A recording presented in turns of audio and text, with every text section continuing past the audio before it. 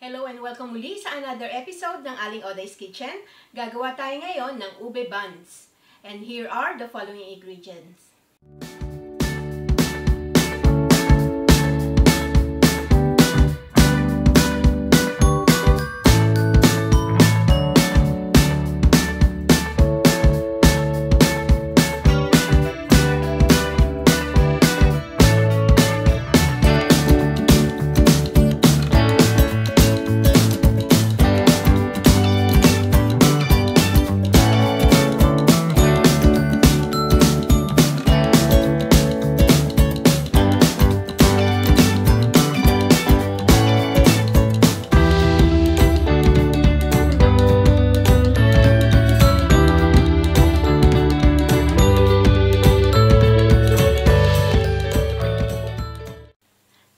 First step, dito sa ating bowl, ilalagay na natin yung mga ingredients natin.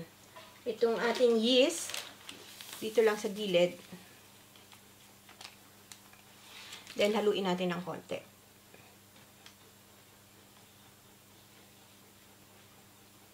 Yan. Yung ating salt dito sa other side. Kailangan hindi sila magta-touch. Then, yung ating sugar. Yung ating butter.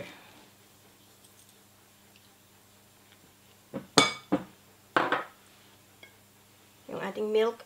Kailangan itong milk lukewarm. Yung ating water. At yung egg. Then, haluin natin to.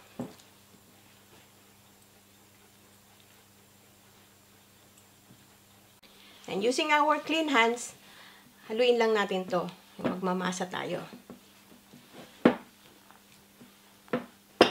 Haluin lang natin to na mag-form ng dough.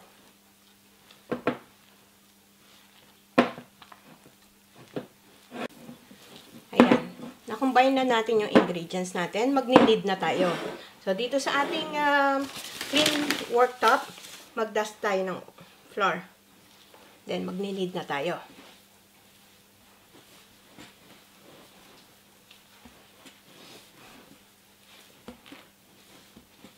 Kailangan well mix ito. At well knead yung ating dough para maganda ang alsa. Okay. Ang pag-knead, ganyan. Yung pinupush nyo yung dough away from you. So, continue lang natin to maybe for 10 minutes. More than 10 minutes na akong nag-knead. So, kulang tayo ng small piece. Check natin yung ating dough. Then, hilahin natin. Pag hindi na siya nag-break, pwede na ito. Bilugin lang natin yung ating dough. Then, kuwalan tayo ng ating bowl. Yung ating bowl, i-brinasyan ko na siya ng oil. Then, ikot natin pataas. Then, balutin natin ng cling wrap. Pwede din yung basang tea towel, damp na tea towel, ang i-cover nyo. Okay. We'll leave this to prove for a minimum of 1 hour or hanggang mag-double in size yung ating dough. After 1 hour, eto na yung ating pina-rice o pinove na dough. Yan, double in size na siya. Then, mag-dust lang ulit tayo ng flour dito sa ating clean worktop. Transfer natin yung dough dito.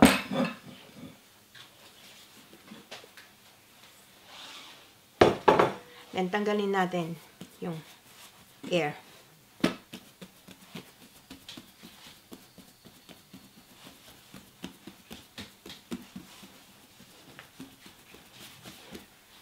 Then, hatiin natin sa dalawa.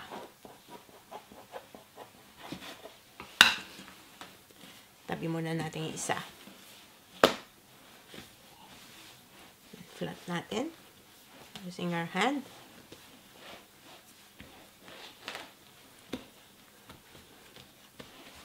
Then, iro-roll natin to. Ibabaston. Sure na tight.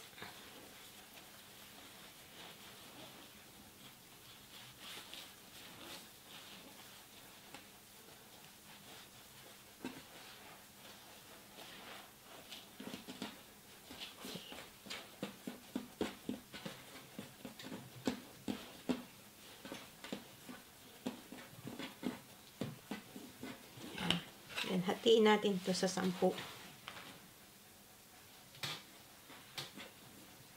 O pwedeng 8. Depende sa size na gusto nyo.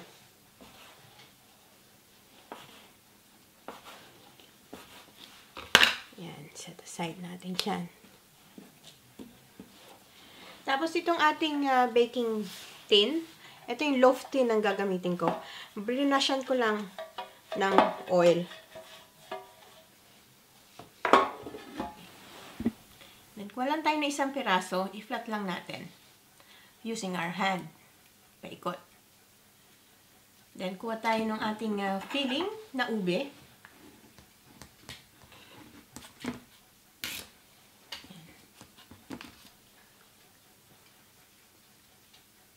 Lagay natin dyan. So, depende sa inyo kung gaano karaming filling ang ilalagay nyo.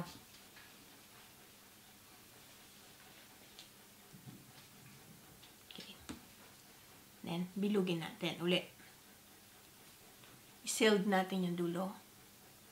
Then, ikutin natin using our hand. Then, ilagay natin sa ating prepared tray. Continue lang natin hanggang matapos natin lahat. Yan. Ito na yung last piece ng ating dough. Ito natin. Yan. Then, balutin uli natin to ng cling wrap. Ipo-proof uli natin to for 40 minutes. 30 minutes to 40 minutes. Hanggang mag-double in size.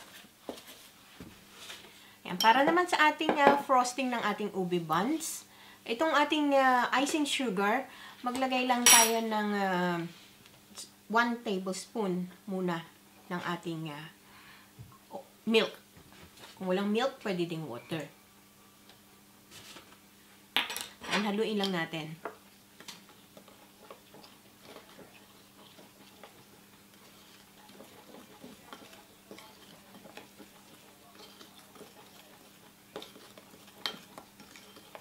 Then, para may konting flavor, add lang tayo ng maybe half a teaspoon ng ating ube flavoring.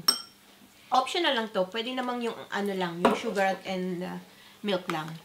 Gusto ko lang ng may kulay at may flavor. Yan. Tama-tama lang yung 1 tablespoon ng milk sa ating 5 tablespoon ng icing sugar. Haluin lang natin to and we'll set this aside hanggang sa matapos yung ating bread. Ito, 30 minutes ko na itong pinapa-proof or pinapaalsa. Magpipreheat na tayo ng oven sa 220 degrees Celsius or 425 degrees Fahrenheit. Hintayin natin pa ng another 10 minutes para bago tayo mag-bake. Ayan, ito na. Total of 40 minutes na yung ating pagpaalsa. Ibe-bake na natin to sa ating preheated oven for 10 minutes. After 10 minutes sa oven, ito na yung ating buns. Itaob lang natin dito sa ating cooling rack. Ayan. We'll cool this down completely bago natin lagyan ng icing sa ibabaw.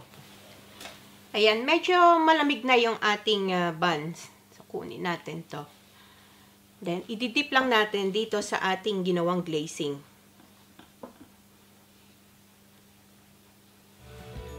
Continue lang natin lahat ng ating buns. Ito na ang ating ube buns. Gusto nyo itong recipe na ito and share it with your friends. Hanggang sa susunod kong video, magkita-kita ulit tayo. Salamat!